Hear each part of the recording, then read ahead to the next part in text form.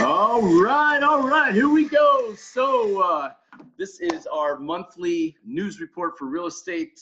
We do two different videos here. I do a video talking about the national real estate news, what's going on in real estate news. Use all kinds of data and charts and graphs here to back up everything that's going on. And I also do another video that's more localized for Central Ohio. You can check it out, put the link in it down below on here. But this is what's going on nationally. But before I get into that, as you know, Stacy and I, we do a lot of charity work. We work with rescuing animals, especially cats.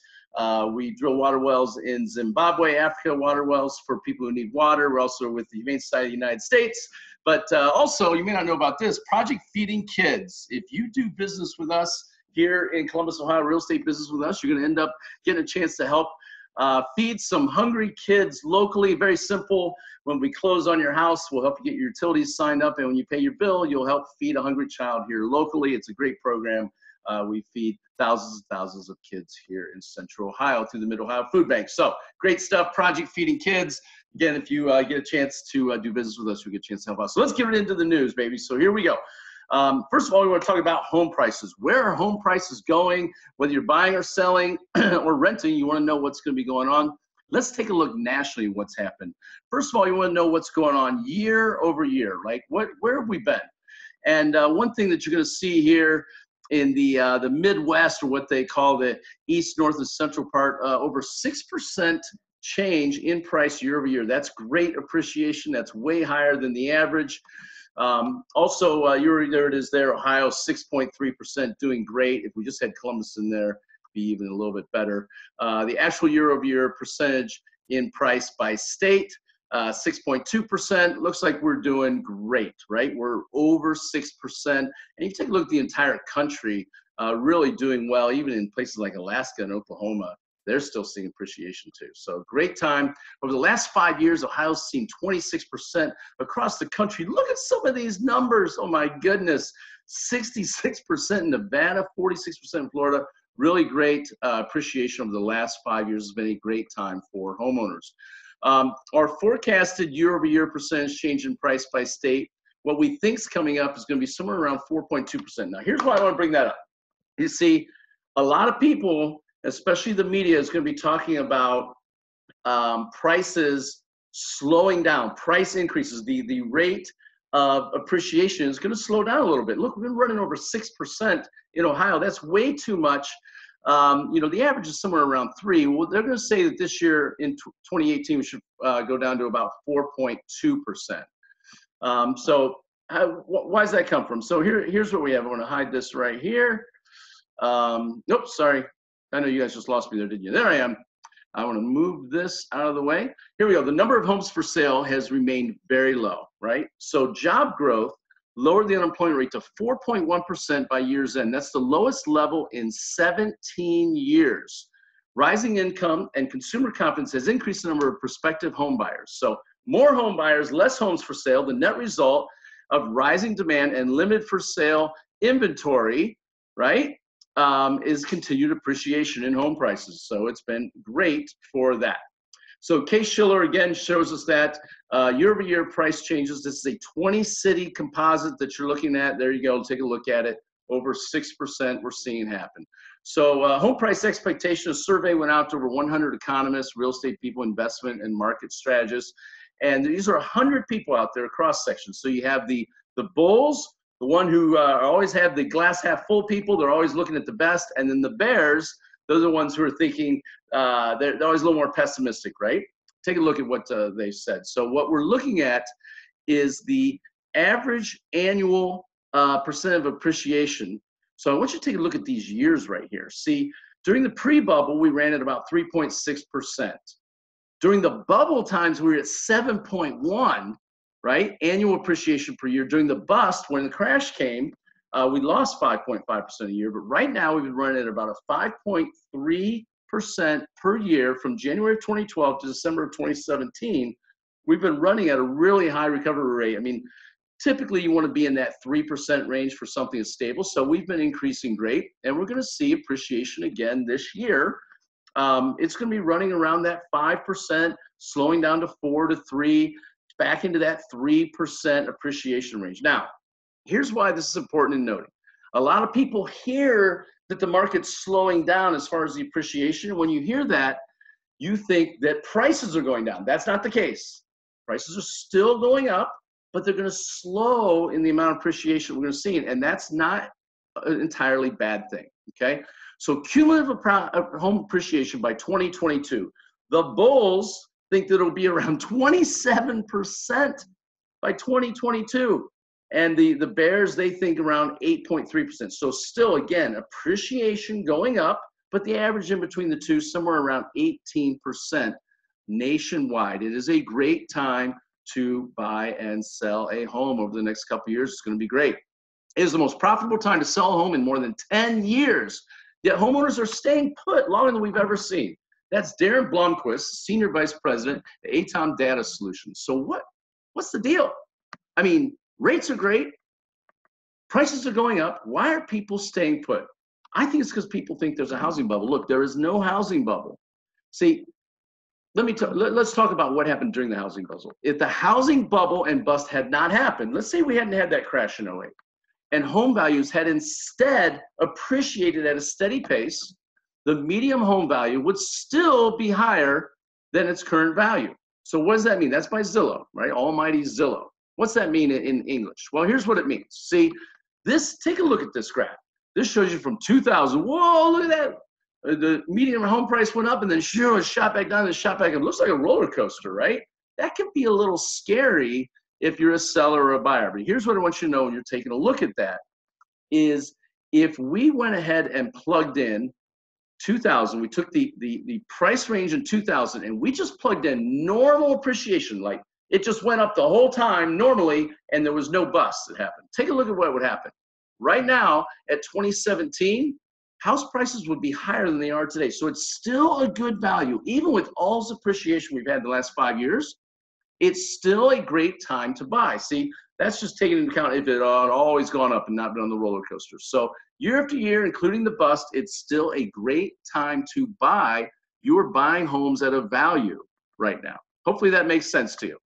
All right, home price appreciation for the pre-crisis peak, date shown to current, 6%. Look at that. From September of 05, that's when our crash happened in Ohio, it happened a little sooner than the others, 6% is home price appreciation from what we've seen. So it's been incredible. So let's talk about mortgage rates, right? Everybody's talking about mortgage rates because we're hearing that rates are going to go up, and indeed they are. Mortgage rates are going up. We've seen them go up every single week with Freddie Mac, little by little by little, through the data we have with March 1st right now. So rates are going up, but should that be reason to panic? Should there be reason to say, oh, I shouldn't buy now? Let's talk about that.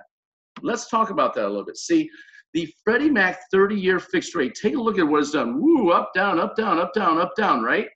But where are they going this year? They're going to be going higher. Some people think they're going to be pushing close to 5%. Now, a lot of people panic when they hear that.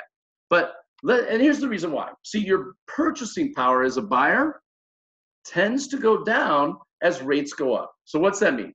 Let's say on a $300,000 house, okay, at a rate of 3.75, if you wanted to keep your payment right around $1,390, at 3.75, you could buy a $300,000 house. But what happens if the rates went to 4.75? Just 1% higher, what happens? Well, now you're looking at buying a $270,000 house for the same, pretty much the same payment. So you see how that works? As rates go up, it decreases the buyer's purchasing power. So buyers, you want to buy, and I know you guys are out there, you're going crazy right now. Sellers, it's time to sell. All right, but here's the thing. Wouldn't you think that if rates went up, wouldn't you think that home prices would then come down? That seems like it would make sense. In fact, there's some people in the media saying that. Look, historically, that has not been the case. Here's what's happened. Take a look at these years. Take a look. These are one-year snapshots of when the rate increased by more than 1%. Look what happened to home prices. Here we go. 2.38%. Home prices went up 3%. Look at these. These years, in through here, a couple years, went up 13%, but the rates went up. Every time the rates have gone up, we have seen home prices increase. Now that's counterintuitive, right? Because the price, your buying power goes down. Well, how could that be? How could it be that rates go up, but home prices still increase? Well, number one reason is because people are getting off the fence. People are getting out there and getting off the fence and buying, right? So in the current housing market, the driving force behind the increase in prices is a low supply of both new and existing homes combined with historically low rates. But as mortgage rates increase, the demand for home purchases will likely remain strong relative to the supply and continue to put upward pressure on home prices. We're going to see prices still go up. They're still going to go up. Now, there will be an impact on home sales, okay? So there's a difference between home prices and the number of sales. And we did see when rates go up, typically the number of sales tends to decrease, but home prices still go up. That's not going to affect us though, because we're so low on inventory, homes are still going to be flying off the market. So historically, a 30-year fixed rate mortgage of 5% is still a very low rate. In fact, the mortgage rate has been greater than 5% in 38 of the last 46 years. Now, I hope you caught that. Like, let's say rates go to 4.75, which I think they're going to. 5%, less than 5% is still a better rate than 38 of the last 46 years. That's pretty incredible. It is unlikely that large numbers of home buyers will be dissuaded by a modest increase in mortgage rates. When I bought my first house, I bought my first house at 8%. My parents bought theirs. Credit card interest rates like 17, 18% when they bought theirs. So anything under 5 is still a killer rate. There are a variety of reasons why people buy homes that are completely independent of mortgage rates. A gradual rise in mortgage rates won't change that. So here's the thing about the thing called an interest rate lock. What's an interest rate lock? Well, what it does, not when you're buying a home and you go and lock your interest rate, but locking sellers in from moving. So what's that mean? So sellers get this great rate, right? They buy this house and they're in at 3%. So you got this incredible rate, they refi to it. And then they're thinking about selling and moving up, and they're like, I got this 3% rate on my house now, but if I'm gonna buy a more expensive house, I have to get a 4.5% rate. So what happens with this? But higher mortgage rates have secondary effects as well. Consider homeowners who have bought their homes in the past few years or who've enjoyed a refinance at rates hovered closer to 3. Unless a move is absolutely necessary, those owners are likely to balk at having to sell their home and then borrow at higher rates for a new one. Interest rate lock matters. Mark Zandi, chief economist from Moody's Analytics, is a very, very smart guy. So, but Zandi cautioned that he doesn't think a rate lock kicks in until after rates are well over 5%. So he calculates that a 1% point increase in rates will increase the tenure of a typical American homeowner by just over 6 months. That's not very helpful when a market is starved for activity, but we will see people stay in the house longer as rates go higher. But under 5% still great, is still a great time to sell and buy. Now, appraisals. What are we seeing happen on appraisals? Well, the appraiser home value opinion compared to homeowner estimates, for a while we were having problems with people. Buyer would agree to buy, seller would agree to sell, appraiser would come in too low. And then we have an appraisal problem. Like the buyer would have to come up with cash to still get the seller's number, or the seller had to come down. Well, look at this, what's happened over the last 12 months. We're as high as almost 2% of them. But now we're down to less than almost 0.5%. So that's good news on that. The appraisal is one of the most important pieces of data in the mortgage process. Often the entire transaction hinges on the appraisal showing a number similar to what the homeowner estimated at the beginning of the process. If the appraisal is lower, it could mean additional cash to close, or the loan may need to be reworked. It's very promising to see the homeowner estimate and the appraisal opinion so close together. From Quicken Loans, Bill Banfield. So it is. It's a great thing. Cases of delay related to appraisal appears to be declining since the second half of 2017, when appraisals accounted for 26% of delayed settlements. And we saw a handful of those, and nothing annoys the buyer or the seller or the realtor or the title company or the mortgage company than a delayed closing. Oh, it messes up everybody with moving and things like that. It's getting closer and closer and closer. We're seeing less and less delays. Now, let's talk a little bit about the luxury market, because the luxury market's its own fish, man. It's completely different than how the rest of us live, but we're talking homes $1 million or more. The biggest difference between December of 2017 and January 2018 is the significant increase in the number of luxury single-family homes coming onto the market. The most consistent trend transpiring currently is the transition in the luxury homes from a balanced market into a buyer's market. Take heed here, everybody, listen. The luxury market, the top end, is turning a little bit into a buyer's market where buyers have control of the market. Now what? It's been a seller's market for a long time. Buyer's market, what's that mean? That means you move up buyers are looking to get into luxury. You can still sell your home, right? That people are looking for, your $500,000 home, and move up into that $1 million range. And it's a buyer's market now. You can find lots of inventory or more inventory to choose from. So what we're finding is that the luxury home market is a buyer's market. It's up 130% from December of 17 to January of 2018. So look at that, over double the number, from 3,500 to almost 8,000 in 1 month. Woo, that says something. The upper end starting to slow down. Pay attention, folks.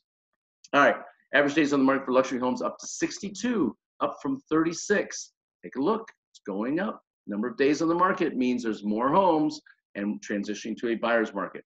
All right, so let's get into our, that's our update that we've got on there. Let's talk about the update on home sales. Number of solds.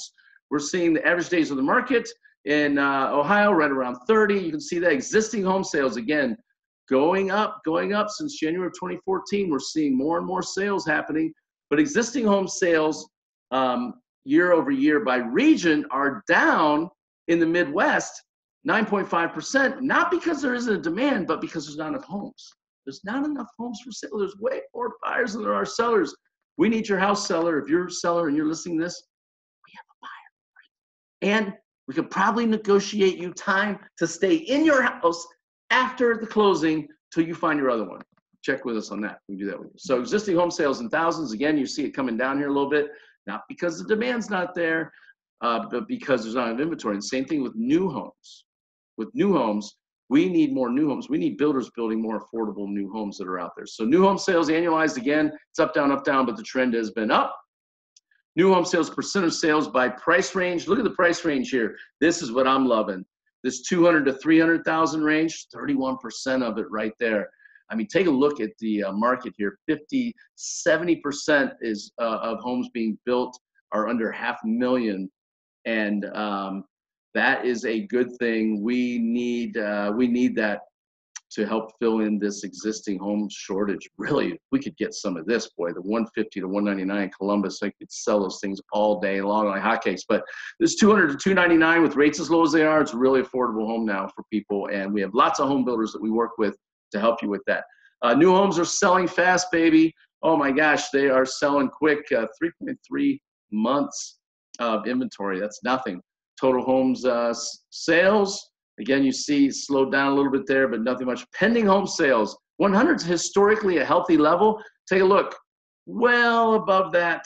Lots of homes in contract that we're seeing, but you'll see it being down again year over year. We're down 4.1%. Why? Not enough inventory. Again, it's not these charts. When you see these, it's not because the demand's not there. It's because there's not enough home for sale. We can sell everything we got. Bring it out there. It'll be sold. Somebody will buy it. I love this chart, percentage of distressed property sales, January 2012 to today. Take a look, this is all the way down to 5% when it was as high as 35% back in January of 2012. And years before that, it was even higher. In Columbus, it got as high as 45% of all the sales. And you can see it on my local charts on the video I do for that. Home prices, where are they going? Well, existing home prices, we're seeing them go up. Obviously, take a look at the Midwest year over year. Lots of appreciation happening. The change in sales, this is interesting, the change in sales, what we're seeing, the 0 to 100,000 down 13.2%. That's just because the inventory, again, too low. Lots of investors buying properties and flipping them away. Everything's low is getting snatched up and getting rehabbed and done. Case-Shiller Index, year over year price changes. You can take a look at this. Boom, giant jump there, and then now we're all up. 20-city composite, again, up. Everything we're looking at. Again, 20-city composite, December, 6.3%. But now look, our forecast coming is, again, appreciation happening. But in Ohio, we're looking at around 4.2%, getting back closer to that normal range of around 3.5% in appreciation. So when you see the media talking about a slowdown in the real estate market, it doesn't mean prices are coming down. Prices are still going up, but they're not going up as fast. I hope that makes sense. Okay. Appraisal home value compared to home buyer estimates. Again, we're very close. And then the housing inventory. just seller traffic. It shows here weak. The reason it's weak is because there's no inventory. Inventory homes for sale. Inventory, look at down here, way too low. That's just gone down. The inventory continuing to climb. We could sell your house. A lot of times we could sell your house, not even put it on the market. But months of inventory of homes for sale. Again, less than 3 months inventory. Again, everything in the red. Not enough inventory. Again, year after year. Way too low. We need more houses for sale. Hopefully beat that into a new home inventory. Again, not very high, 5.5%. This is across the country. Wait till you see my Columbus, Ohio charts. It's even different.